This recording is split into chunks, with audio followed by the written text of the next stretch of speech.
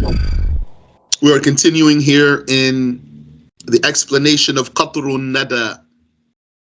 And we're still talking about al-ma'arif, definite nouns. We talked about pronouns, yani dama'ir, and a'lam, proper nouns, yani monikers. We talked about asma'ul ishara, demonstrative noun, yani pointing noun, basically. And now we're talking about ism mawsul, relative noun. You know, the relative noun is the one that requires sila wa'aid. Yani, so what exactly is al-ismul mawsul? Al-ismul mawsul, al-ismul mawsul, ismun yaftaqiru ila silatin wa'aid. That's the definition there, which we took that. Yani, it's a noun that requires, yani, in need of a sila, let's say a connector, maybe there's a better translation, and an aid, and a self-referential pronoun. I'm saying self-referential because it means the pronoun goes back to the noun itself. It means returner. Now we want to talk about a noun, an interesting noun in Arabic. One of these. And that one is al. You need to get used to this al being a noun. This is not a particle. He says, may Allah have mercy upon him, وَإِنَّمَا تَكُونُ al مَوْصُولَةً, and merely al would be a relative noun. Al would be a relative noun بِشَرْطِ أن تكون داخلة على وصف صريح, with the condition or under the condition that it prefixes to an explicit adjective.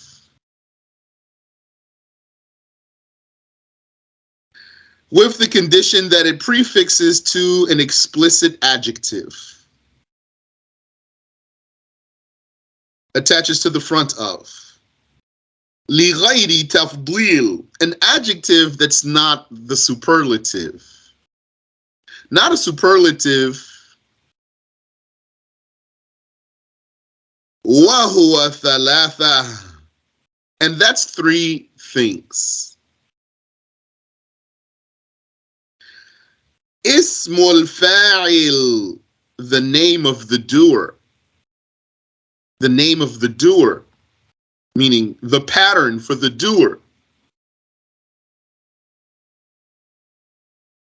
Any doing is an origin for other things. I'm talking about in the language. Where do you start from, and then you branch out from there? You start from the doing. That's the masdar, the source. The doing is the source in the language. So then from there, you extract who did it, or you extract who received it, or you extract that it was done in the past, or that it's done in the present or the future. So darb is the strike. So the name of the doer, ismul fa'il, the name of the doer for this doing is darib, striker. He says, لغير تفضيل وهو ثلاثة. Let me back up a little bit, actually. I feel like I'm skipping something that I want to mention for you.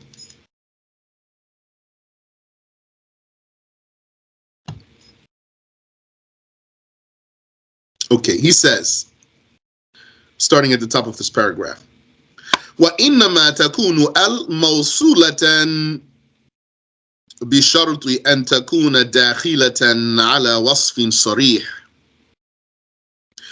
Al would be a relative noun under the condition that it is prefixed, dakhila, entering in on. Dakhilatan ala, entering in on, yani prefixed, ala wasfin sarih, to an explicit adjective. That's how I translated that for you. So let's look at this really quick here. What does adjective mean, even? And what does it mean, explicit adjective here? So the Arabic word is wasf. Adjective in English is one of those words that you don't even use them unless you're talking grammar. So it's not relatable unless you know what the grammar means. So the Arabic word is wasf. Wasf means description. So that's what an adjective is. An adjective is a description.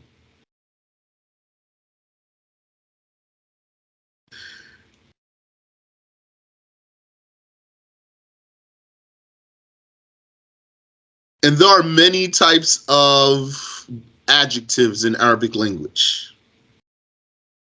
Many patterns for different types of adjectives. So the doer of an action, the doer of an action, the name of the doer, that is a description in itself, as you're going to see. And the name of the receiver, that's a description. So those are all adjectives. And also the superlative, which is to say better, good, better, best, better or best. And yani, that's English superlative. So you say Hasan, Ahsan, good and better. Those are descriptions. So those are adjectives. So he says al will be actually a noun, not the particle you might imagine it to be if you're still a novice. Under the condition that it's prefixed to an explicit adjective or an explicit description. What does explicit mean here? Explicit means it's not a name. It's not a name.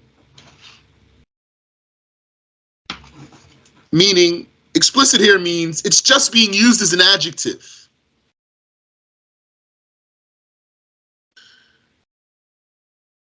So that's what it means here in brief words. لغير تفضيل, but not for the superlative.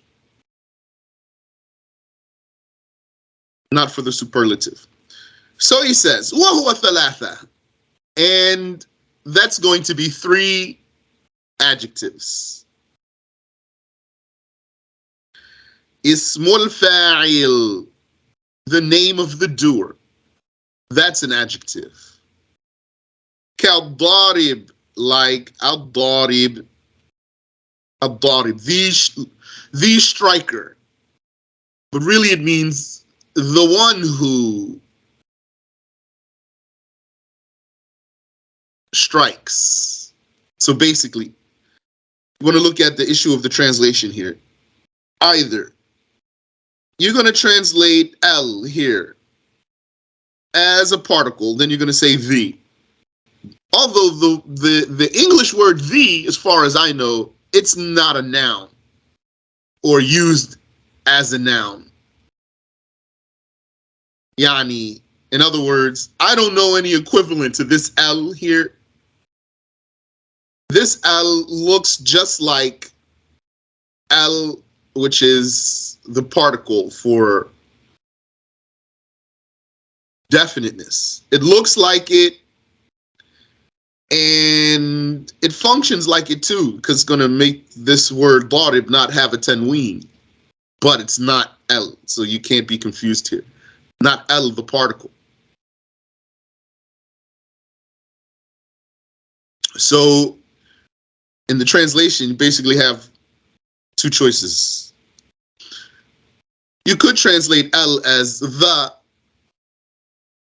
but really it means a noun. Or you could translate it as he who, for example. That's what it really means. He who. But if you translate it as he who, then darib, you're going to have to translate it as a verb, and it's not a verb. It's a noun. It's an ism.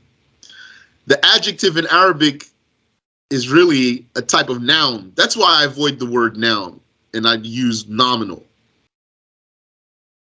Because the adjective is a noun, but in English terms, they define noun one way and adjective another way.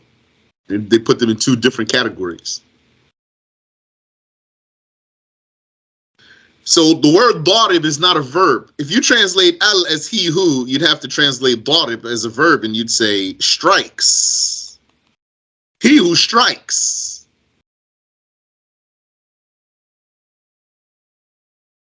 And if you translate L as the, then you're not translating this noun as a noun, as far as I know. But then you could translate darib as a noun, striker, yani an adjective. So you'd say the striker.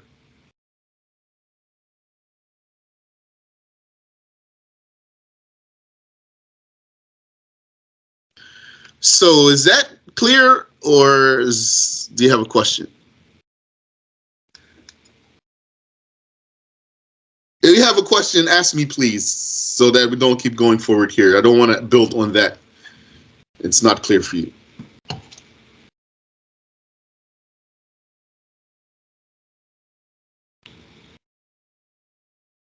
You said, if L does not meet this conditions, do we call it harf at-ta'rif? And does that take a hamza qata' or wasl? Okay, that's a good question. This is a completely different L. It's not the same thing.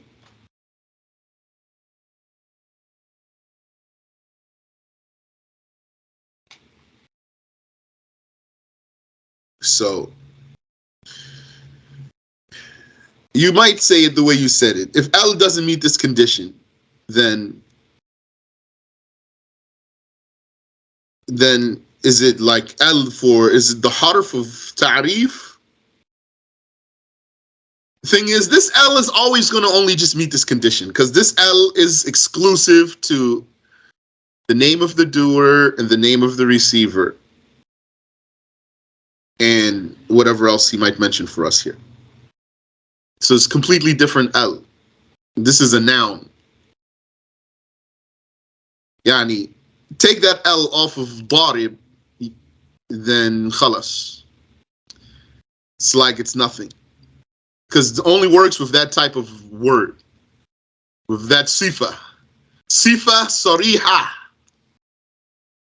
Explicit adjective. So L that goes on a regular noun and then makes it definite, that's a particle. It's altogether different. Do you have any other question? So L here means alladhi. And then darib means yadrib. So ad-darib means alladhi yadrib. He who strikes. Yeah, and if you translated al-darib as he who strikes, that's a very, very close translation. Although darib is not a verb, but so close because of the ta'wil. Al-darib has a ta'wil, which is alladhi yadrib. So we're basically translating that ta'wil if we translate it that way. The one who, or he who strikes.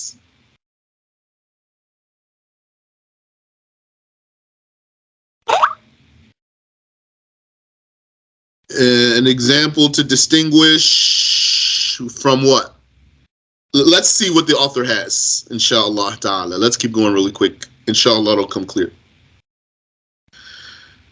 He says, وَهُوَ ثَلَاثَ. This explicit adjective is three things for this noun. This noun will appear with any one of these three types of adjectives exclusively. Ismul fa'il, the name of the doer. كالضارب, like al-darib.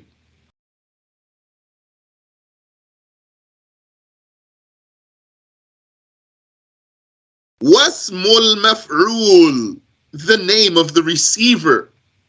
Kal-madrub, like al-madrub. So al-madrub means alladhi yudrab, he who's struck. He who's struck. Alladhi yudrab. So al here means alladhi, the one who, or he who.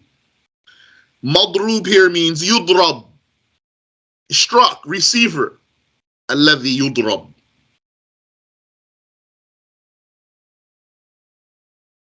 Oh, yes, I remember. Even this al, some of them put it with the verb. Subhanallah. Irregularly. Could irregularly attach this al on the front of a verb. That shows that it's not the al that we're talking about. Anyway, wasifatul mushabbaha.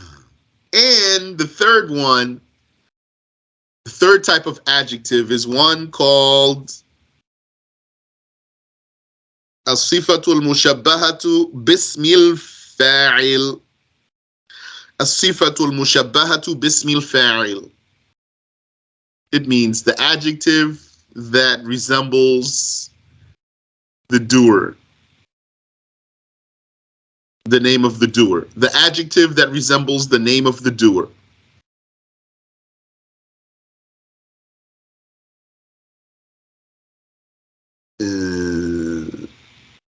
The question you just asked me, that you just posted here, if I don't come back to that, remind me, please. The third type of adjective is as-sifatul mushabbaha. Bismil fa'il. He doesn't mention the word bismil fa'il here, though. So this type of adjective, this is a good lesson for you here in Arabic. Shows you some of the versatility of Arabic. More, yani, you're already getting the taste of that. And complexity of it. Complexity without difficulty, though. The intricacy of Arabic language. This third type of adjective is called as-sifatul mushabbahatu bismil fa'il, which means the adjective that resembles the name of the doer. So we said, we're talking about three different types of adjectives here in particular. Ismul fa'il, the name of the doer. Ismul maf'ul, the name of the receiver. And now, as-sifatul mushabbaha, that's the short name. The adjective that looks like. The look-alike adjective. Alhamdulillah. The look-alike adjective, I'm going to go with that for now. What does it look like? It looks like the name of the doer.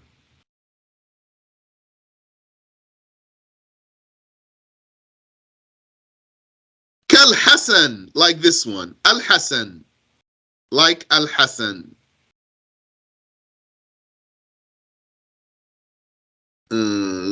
Al-Hasan, that means good, or it might mean beautiful. Okay. So that's definitely an adjective. That's a description. So it looks like it's a doer's adjective. How so? Because he's doing the goodness. Al-Hasan? He's the good one? Yes. But there's a difference in the meaning here. A subtle difference. Which is this type of adjective, the look-alike adjective, it denotes a lasting attribute, not a fleeting attribute. The name of the doer, it has a connotation of being fleeting. It's not necessary, but has connotation, temporary. And the look-alike adjective has meaning of permanence. So, for example, we said, Ad-Darib, the striker, or he who strikes. Ad-Darib. So it means that's all he does. Bang, bang, bang, smack, smack, smack, hit. That's it. That's all he does. His arms just going up and down, hitting somebody all the time, never stops. So that's not his case. Or let's say, for example, Kadhib, liar. So Kadhib, with this pattern in particular, not a different one. Not like Kadhab, this one, Kadhib. So what's the meaning here? He told a lie. It doesn't mean that everything he says always a lie all the time. So what about Hassan then, for example? Hassan, if he's good, means that's his case. It's not like just for a moment and then he stops. Or if it means beautiful, same thing.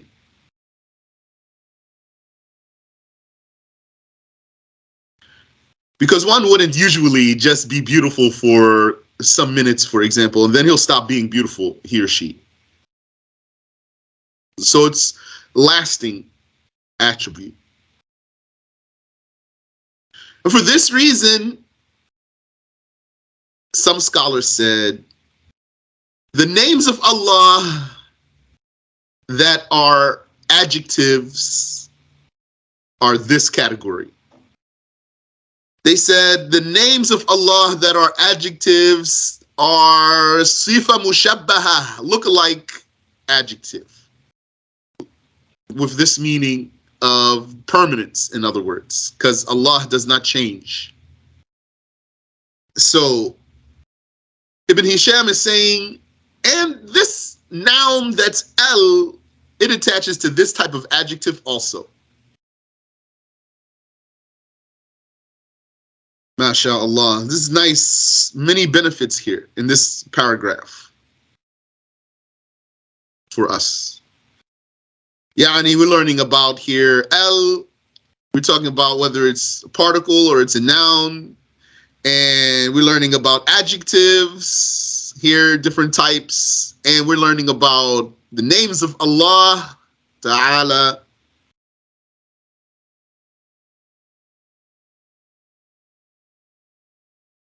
Ibn Hisham says, فَإِذَا دَخَلَتْ عَلَى اسْمٍ جَامِدٍ.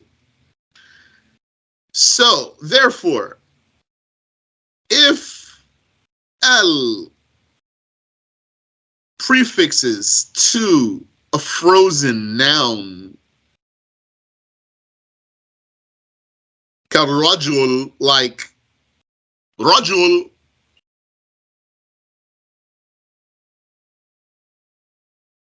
أو على وصف يشبه الأسماء الجامدة, or if it prefixes to a description that resembles a noun, a mere nominal that's not an adjective. كالصاحب, like sahib. So that word's so versatile. This one is not to be translated here, I think. As-sahib, companion, is closest thing though. Colleague or fellow.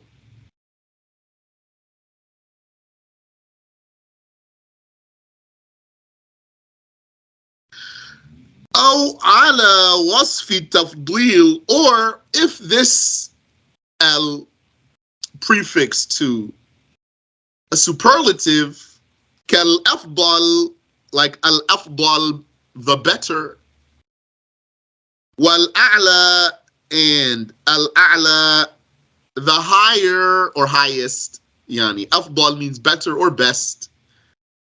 A'la means higher or highest.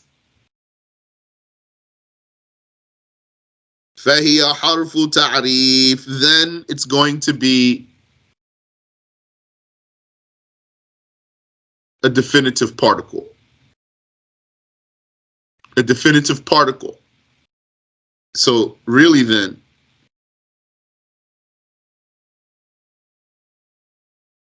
there's no contradiction between what I said, what the author said here. But you might think there is. But if you understand well what's being said to you, yani, on my part and the author's part, together, you could put those together. Because I said to you, these are two completely different al. They're not the same. But he said here, فَإِذَا دَخَلَتْ عَلَى اسْمٍ جَامِدٍ, so if it prefixed to a frozen noun, كالرجل, like